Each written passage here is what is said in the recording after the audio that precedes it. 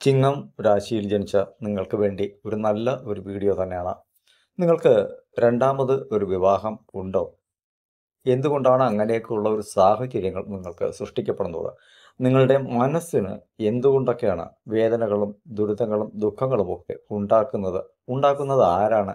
അതിനെ എങ്ങനെ നമുക്ക് ചെറുത്ത് നിൽക്കാനൊക്കെ പറ്റും? അവിടെ എങ്ങനെ നമുക്ക് മുന്നോട്ട് സഞ്ചരിച്ച് പോകാൻ കഴിയും എന്നൊക്കെയുള്ള ഒരു നല്ല ഒരു വീഡിയോ തന്നെയാണ്. ശുഭകരമായി നിങ്ങൾക്ക് അനുഭവപ്പെടുകയും പലരുടെ ജീവിതത്തിലും ഞാൻ പറയുന്ന കാര്യങ്ങൾ അനുഭവത്തിൽ വന്നിട്ടുണ്ടാകുമെന്നുള്ളതും സത്യമാണ്.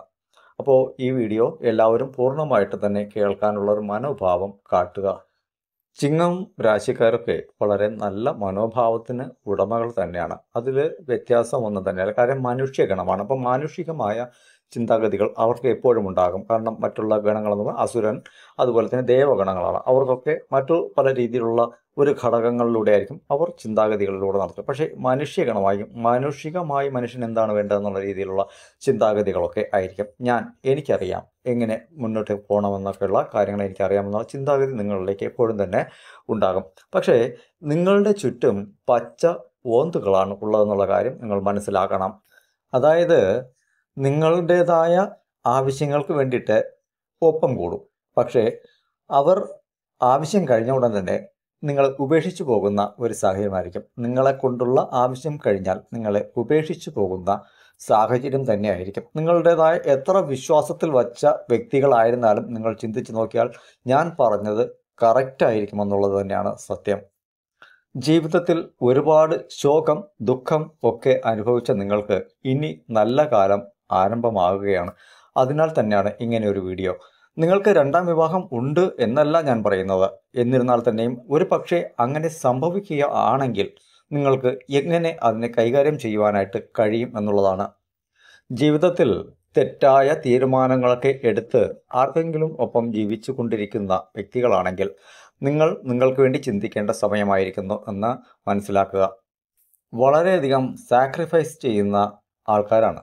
അതുകൊണ്ട് തന്നെ നിങ്ങളുടേതായ പണം മറ്റുള്ളവർക്ക് കൊടുക്കാറുണ്ട്. അതുപോലെ കുടുംബ ജീവിതത്തിനെ വരെ നിങ്ങൾ വല്ലാത്ത രീതിയിൽ കൊണ്ടുപോകുന്ന ഒരു സാഹചര്യമാണ്. മറ്റുള്ളവരെ വിശ്വസിച്ച് കൊണ്ട് പല കാര്യങ്ങളിലേക്കും ചെന്ന് ഇറങ്ങുന്ന ഒരു സാഹചര്യം. ചിരിച്ചുകൊണ്ട് ആര് എന്ത് രീതിയിൽ നല്ല രീതിക്ക് വന്നാലും നിങ്ങൾക്ക് അത് നല്ല ഒരു പ്രസൻസ് തന്നെയായിരിക്കും. പക്ഷേ അവർ തന്നെയായിരിക്കും നിങ്ങൾക്ക് ദ്രോഹികളായി മാറുകയും ചെയ്യുക. കുടുംബത്തിലുള്ളവർ തന്നെ വളരെയധികം ദുഃഖങ്ങളും വേദനകളുമൊക്കെ നിങ്ങൾക്ക് നൽകുന്നുണ്ട്. സ്നേഹം നടിച്ച് നിങ്ങളിൽ നിന്നും പലതും നേടും. പക്ഷേ നിങ്ങൾക്കത് തിരികെ ലഭിക്കുന്നുണ്ടോ എന്ന് ചോദിച്ചാൽ അത് ശരിയായി പറയുകയാണെങ്കിൽ തീർച്ചയായിട്ടും ഇല്ല. മുന്നിൽ നിന്ന് കാര്യങ്ങളൊക്കെ നേടുന്നവർ നിങ്ങൾ തിരിഞ്ഞു കഴിഞ്ഞാൽ മുതുകത്ത് കത്തി കുത്തി ഇറക്കുന്ന രീതിയിലായിരിക്കും അവരുടേതായ പെരുമാറ്റങ്ങളും സ്വഭാവങ്ങളുമൊക്കെ. നിങ്ങൾ യഥാർത്ഥത്തിൽ ഇത് അറിയുന്നില്ല. നിങ്ങളുടെ സൗന്ദര്യത്തെക്കുറിച്ച് ഒക്കെ അല്ലെങ്കിൽ നിങ്ങളുടെ പ്രസൻസിനെ കുറിച്ചൊക്കെ മറ്റുള്ളവർ അധികം പുകഴ്ത്തും. അത് അവരുടേതായ ഒരു ലക്ഷ്യം മുന്നിൽ കണ്ടു മാത്രമായിരിക്കും. ഏറിയ പങ്കും 35 വയസ്സ് 40 വയസ്സ് കഴിയുന്ന സ്ത്രീകൾക്കൊക്കെയും ഞാൻ പറഞ്ഞ ഈ ഒരു പ്രസൻസും ആറ്റിറ്റ്യൂഡുമൊക്കെ ഇവർക്ക് ഉണ്ടായിട്ട് കൊണ്ട് തന്നെയായിരിക്കും. പക്ഷേ അവർ നല്ല രീതിക്ക് ഇടപെടുമ്പോൾ ഓപ്പോസിറ്റ് സൈഡ് മറ്റൊരു തലത്തിൽ ചിന്തിച്ച് പുറമെ നിങ്ങൾക്ക് അപമാനങ്ങളും വരുത്തി വയ്ക്കുന്നു എന്നുള്ള സത്യം കൂടി മനസ്സിലാക്കുക. ഒരു കുടുംബത്തിനുള്ളിൽ എന്തെങ്കിലും തരത്തിലുള്ള ഒരു വീഴ്ചകൾ വന്നു പോയാൽ ചിങ്ങം രാശിയിലുള്ള ഒരു വ്യക്തി ആ വീട്ടിലുണ്ടെങ്കിൽ ആ കുടുംബത്തെ മൊത്തമായി തന്നെ താങ്ങി നിർത്തുന്ന ഒരു തൂണായിട്ട് തന്നെ മാറുന്ന വ്യക്തികളാണ്. ഇതിൽ ആണെന്നോ പെണ്ണെന്നോ ഉള്ള വ്യത്യാസമൊന്നുമല്ല. രണ്ടുപേരും തുല്യർ തന്നെയാണ്.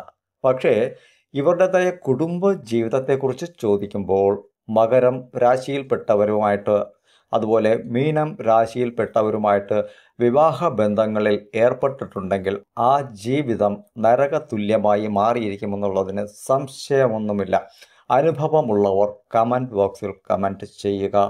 മറ്റുള്ളവർക്കെങ്കിലും അത് ഉപകാരപ്പെടും. പ്രേമ ബന്ധങ്ങളിൽ ഏറ്റവും അധികം തോൽവി വന്നു ചേരുന്നതും ചിങ്ങം രാശിക്കാർക്ക് തന്നെ. വിവാഹബന്ധത്തിൽ ഏർപ്പെട്ട് കഴിഞ്ഞാൽ തൻ്റെ കുടുംബത്തിന് വേണ്ടി മാത്രം വളരെ അധികം സാക്രിഫൈസ് ചെയ്യുന്ന വ്യക്തികളാണ് ഈ ചിങ്ങം രാശിയിൽ പിറന്നവർ. ചിങ്ങം രാശിക്കാർക്ക് ഏറ്റവും അധികം ദ്രോഹം ചെയ്യുന്നത് ആരെന്ന് ചോദിച്ചാൽ അച്ഛൻ, അമ്മ, സഹോദരങ്ങൾ ഇങ്ങനെ ഉള്ളവർ തന്നെയായിരിക്കും ഏറ്റവും കൂടുതൽ ടോർച്ചറിങ് നൽകുക.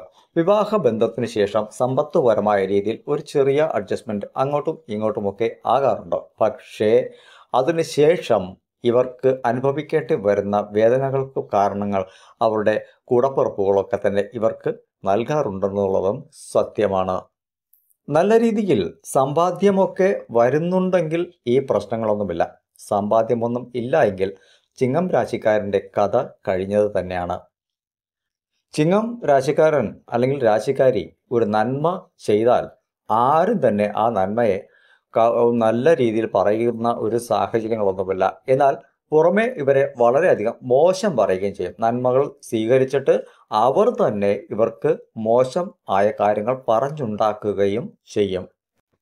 ഒരു 10 വർഷക്കാലം കൊണ്ട് തന്നെ ഒരുപാട് ദുഃഖങ്ങളും ദുരിതങ്ങളുമൊക്കെ നിങ്ങൾ അനുഭവിച്ചു കഴിഞ്ഞു. ഇതിനിടയിൽ തന്നെ ഏതെങ്കിലും രീതിയിലുള്ള ഒരു പ്രേമബന്ധങ്ങളോ എന്തെങ്കിലും വന്നിട്ടുണ്ടെങ്കിൽ അതൊക്കെ തകർന്ന് തരിപ്പണമായി പോയിട്ടുണ്ട്.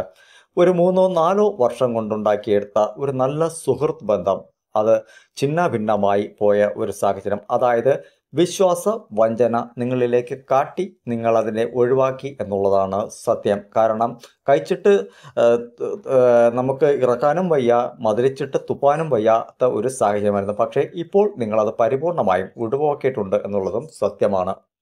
ദയവായി വിവാഹം കഴിഞ്ഞ സ്ത്രീകളൊക്കെ തന്നെ അല്ലെങ്കിൽ പുരുഷന്മാരൊക്കെ തന്നെ തൻ്റെ കുടുംബത്തെക്കുറിച്ച് ഒരിക്കലും പുറമേ ഉള്ള വ്യക്തികളോട് പറയാതിരിക്കുക. വീട്ടിനുള്ളിൽ വഴക്കുകൾ ഉണ്ടാകും, പക്ഷേ അത് പുറമേ ഒരു വ്യക്തികളും അറിയാൻ പാടുള്ളതല്ല. കാരണം അത് നിങ്ങൾക്ക് നെഗറ്റീവാണ്. നിങ്ങളുടെ വായിൽ നിന്നും വരുന്ന ഓരോ വാക്കുകളും നിങ്ങൾക്ക് തന്നെ വിനയാകും. അത് മറ്റുള്ളവരാലല്ല, നിങ്ങൾ തന്നെയായിരുന്നു അങ്ങനെ ഒരു കാരണം ഉണ്ടാക്കിയെടുക്കുന്നത്. പിന്നീട് അതിനെ ചെറുത്ത് നിൽക്കുവാനും നിങ്ങൾക്ക് കഴിയാതെ വരുന്ന ഒരു സാഹചര്യം, ടോർച്ചർ ചെയ്യപ്പെടുന്ന സാഹചര്യങ്ങൾ നിങ്ങൾക്കുണ്ടാകും. 100% ഇത് നിങ്ങൾക്ക് സംഭവിക്കും. 10 വർഷക്കാലത്തിനിടയിൽ തന്നെ പല ചിങ്ങം രാശിക്കാരുടെ കുടുംബങ്ങൾക്കും ശിഥിലമായ ഒരു അവസ്ഥ വന്നിട്ടുണ്ട്. പലരും പിരിഞ്ഞ് ജീവിക്കുന്ന ഒരു സാഹചര്യം. കാരണം വിദേശത്തൊക്കെ ഉള്ള പലരുടേതായ ജാതകങ്ങളും വരാറുണ്ട്. അവിടെയൊക്കെയുള്ള അനുഭവങ്ങൾ അവർ പറയുന്നതും ഇങ്ങനെയൊക്കെ തന്നെയാണ്. ഇങ്ങനെ സംഭവിച്ചു എന്ന് കാരണം അറിയാനായിട്ട്. അപ്പോൾ ഇതുകൊണ്ട് തന്നെ പല ഇടങ്ങളിലും ഇത് സംഭവിക്കുന്നു എന്നുള്ളതും ചിലരുടേതായ ജീവിതത്തെ കുറിച്ച് നോക്കുമ്പോൾ അവർ ഏതാണ്ട് ഒരു വിട്ടുവീഴ്ച മനോഭാവത്തോടു കൂടി ഒരു ഇന്നല്ലെങ്കിൽ നാളെ ഇതൊക്കെ മാറും, ശരിയാകുമെന്ന ചിന്തയോടുകൂടി ഒരുപാട് അധ്വാനിക്കേണ്ടി വരുന്നുണ്ടോ എന്നുള്ളതും സത്യമാണ്. ഒരുപാട് സഹിച്ച് ജീവിക്കുന്ന ഒരു ശീലം ഉണ്ടാക്കിയെടുത്തിരിക്കുന്നു. പക്ഷേ മനസ്സിന് ഒരു ദുഃഖാവസ്ഥ ഇപ്പോഴും നിഴലിച്ചിരിക്കും. കാരണം ഒരു സ്വപ്ന ലോകമാണ് അവർക്ക്. ഇന്നല്ലെങ്കിൽ നാളെ ഞാൻ ജയിക്കും എന്ന ഒരു സ്വപ്നം കാണുന്നവർ തന്നെയാണവർ. ചിങ്ങം രാശിയിൽപ്പെട്ട ഒരാൺ ഒരു പെണ്ണിനെ വിവാഹം കഴിച്ചിട്ടുണ്ടെങ്കിൽ നല്ല രീതിയിൽ തന്നെ ആ ഒരു സ്നേഹം അങ്ങോട്ട് നൽകി സ്നേഹിക്കുക. അതുപോലെ തിരിച്ചും.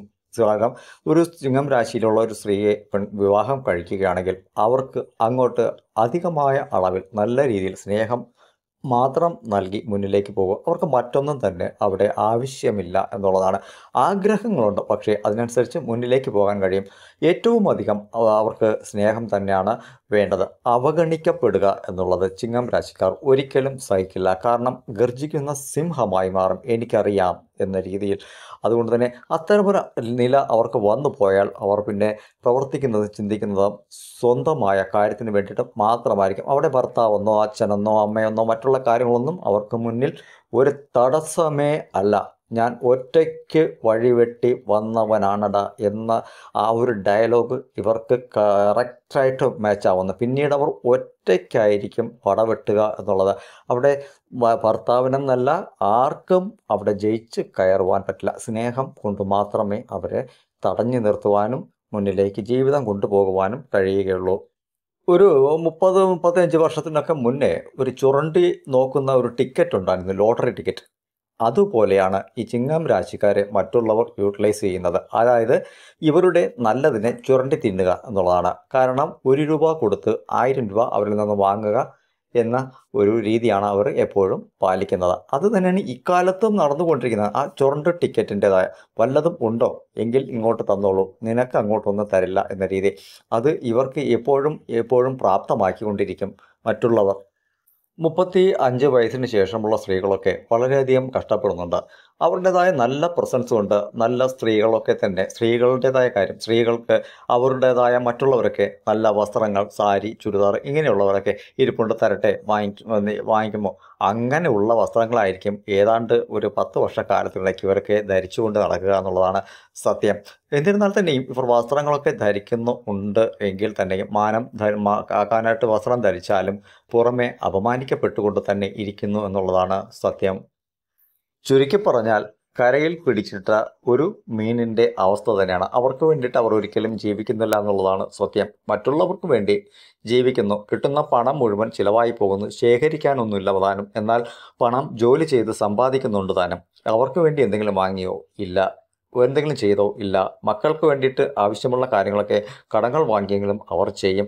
കാരണം ധാരാളം ചിങ്ങരാശിക്കാർ അങ്ങനെ തന്നെയാണ്. സ്വന്തമായ ആവശ്യങ്ങൾക്ക് അവരുടെ കയ്യിൽ ഒന്നും തന്നെ ഉണ്ടാകില്ല. ഇവിടെ നിങ്ങളുടെ രാശിക്ക് 7ാം ഭാവത്തിൽ ആ ഒരു ഭാവത്തിൽ കളത്ര സ്ഥാനമെന്ന് പറയുന്ന സ്ഥാനത്തിൽ കേതു എന്ന ഒരു ഗ്രഹം നിലകൊള്ളുന്നുണ്ടോ എന്ന് ജാതകം പരിശോധിക്കുക.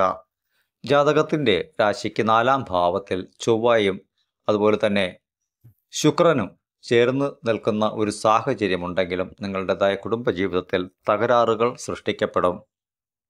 അതേമാതിരി രാശിയുടെ 8ാം ഭാവത്തിൽ ചൊവ്വ, ശുക്രൻ, കേതു എന്നിങ്ങനെയുള്ള ഗ്രഹങ്ങളും ചേർന്ന് നിൽക്കുവാൻ പാടുള്ളതല്ല. ഇങ്ങനെയുള്ള ജാതകങ്ങളൊക്കെ വരികയാണെങ്കിൽ തീർച്ചയായിട്ടും അവിടെ 2ാം വിവാഹത്തിനുള്ള സാധ്യതകൾ അവിടെ തെളിയുമെന്ന് ഉള്ളത് മനസ്സിലാകണം. അപ്പോൾ അങ്ങനെയൊക്കെയുള്ള കണക്കുകൾ ജാതകത്തിൽ ഉണ്ടെങ്കിൽ മുൻകരുതലുകൾ എപ്പോഴും തന്നെ വേണം. മറ്റൊരു കാര്യം, ചിങ്ങം ലഗ്നത്തിൽ ശുക്രനും ശുക്രനും വ്യാഴനും കൂടി അവിടെ നിലകൊള്ളുന്ന ഒരു സാഹചര്യമുണ്ടെങ്കിലും വിവാഹ ബന്ധത്തിൽ നിങ്ങൾക്ക് പിരിഞ്ഞിരിക്കേണ്ട സാഹചര്യങ്ങളുണ്ടാകും. അതായത് വഴക്കുകളും പ്രശ്നങ്ങളുമൊക്കെ വന്ന് പിരിഞ്ഞു നിൽക്കേണ്ട, ഞാൻ എൻ്റെ കാര്യം നോക്കിക്കോളാം, ഇയാളുടെ കാര്യം നോക്ക് എന്ന് പറഞ്ഞ് ഒരു വീട്ടിലാണെങ്കിലും പരസ്പരം കമ്മ്യൂണിക്കേഷൻ ഇല്ലാത്ത രീതിയിൽ സഞ്ചരിക്കേണ്ടി വരുന്ന ഒരു സാഹചര്യങ്ങളും സൃഷ്ടിക്കും. ജാതകത്തിൻ്റെ 11ാം ഭാവത്തിൽ ശുക്രനും കേതുവും ഇരിക്കുന്ന ഒരു ജാതകമാണെങ്കിൽ തീർച്ചയായിട്ടും 2ാമത്തെ വിവാഹം നിങ്ങൾക്കുണ്ട് എന്ന് ഉറപ്പിക്കാം. അതേമാതിരി തന്നെ 11ാം ഭാവത്തിൽ ശുക്രൻ, ചൊവ്വ, കേതു എന്നിങ്ങനെയുള്ള ഗ്രഹങ്ങൾ ഒരുമിച്ചിരിക്കുകയാണെങ്കിൽ വിവാഹ ബന്ധം ഒരിക്കലും തന്നെ സ്ഥായിയാകില്ല. അതായത് ജീവിതം തന്നെ ഒരു സന്യാസി യോഗത്തിലേക്ക് മാറുന്ന ഒരു സാഹചര്യവും ചിങ്ങം രാശിക്കാർക്ക് ഉണ്ട്. ഇപ്പോൾ അഷ്ടമശനി നടക്കുന്ന കാലമായതുകൊണ്ട് തന്നെ നിങ്ങൾ വളരെയധികം ശ്രദ്ധാപൂർവം ഓരോ കാര്യങ്ങളും നീക്കേണ്ട ഒരു സാഹചര്യമാണ്. അതായത് സംഭാഷണങ്ങളൊക്കെ മിതത്വം പാലിക്കുക. ഓപ്പോസിറ്റ് സൈഡിലുള്ളത് ആരാണെങ്കിലും ശരി, ഒരു കൈ മുന്നിലേക്ക് നീട്ടിയാൽ എത്ര അകലം വരുന്നു ആ ഒരു കൈ അകലത്തിൽ മാത്രം എല്ലാവരെയും നിർത്തുക.